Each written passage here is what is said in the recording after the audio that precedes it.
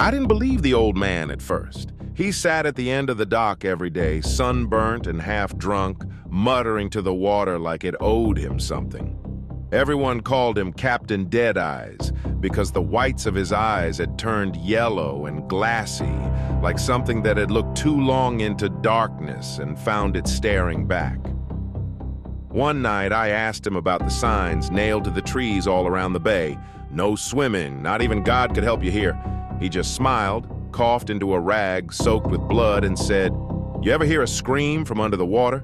No bubbles, no splash, just the sound of something human, drowning slow." Back in the 70s, there was a government lab built right on the marsh, hidden under a defunct oil rig. Bioengineering, genetic fusion, military-grade nonsense, you know the type. The story goes they wanted a soldier that could move through any environment. Land, sea, swamp, ocean trench, you name it. So they spliced the DNA of 3 apex predators: a bull shark for raw power and aggression, a saltwater crocodile for its armor and land speed, and a human host, because the brain had to follow orders. They called it Project Leviathan, and for a while it worked, until it didn't. The creature, if you can call it that, escaped during a storm that knocked out the power. It slaughtered everyone inside the lab, dragged their bodies out into the bay, and disappeared beneath the brackish water like smoke through fingers.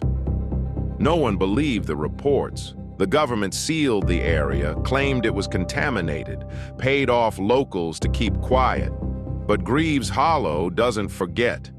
Fishermen started finding mutilated bodies, not just dead, but peeled like fruit.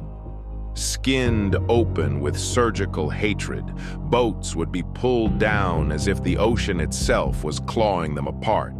People reported something standing on the shoreline in the fog, 8 feet tall, with a crocodile's tail and rows of mismatched teeth jutting from a split human mouth. This is where my story begins. 2 months ago, my cousin Travis convinced me to take kayaks into the Hollow. "Urban legends," he said. "It's just rednecks trying to scare tourists." We went at dusk. Bad move.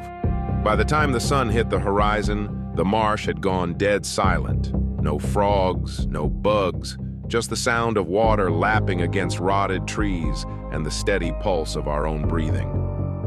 Then Travis froze. Ahead in the reeds, something moved, slow, heavy, like a gorilla crawling on its knuckles. We stopped paddling, listened, splash, crunch, then a growl. Not like a dog, not like a gator, something in between, wet, intelligent, curious. And then it rose. It stood chest deep in the water, gray skin like wet concrete, arms too long, legs like twisted ropes of tendon. Its head looked human, except for the double rows of teeth and translucent nictitating membranes that blinked sideways over black eyes. And the tail, Jesus, the tail. It coiled behind it like a serpent, slapping against the surface with slow, deliberate menace. Travis tried to scream, but the thing moved faster than anything that size should be able to. It leapt, arms out, mouth open, and slammed into his kayak. I don't know how I paddled so fast.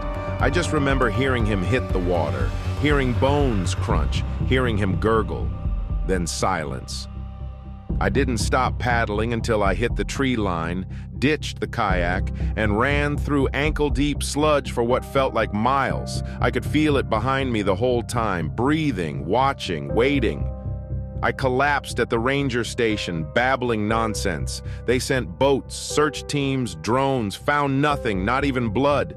They say Travis drowned, that I hit my head and hallucinated, but I went back, once, found one of the signs we passed on the way in, only now it had something scratched into the wood below it.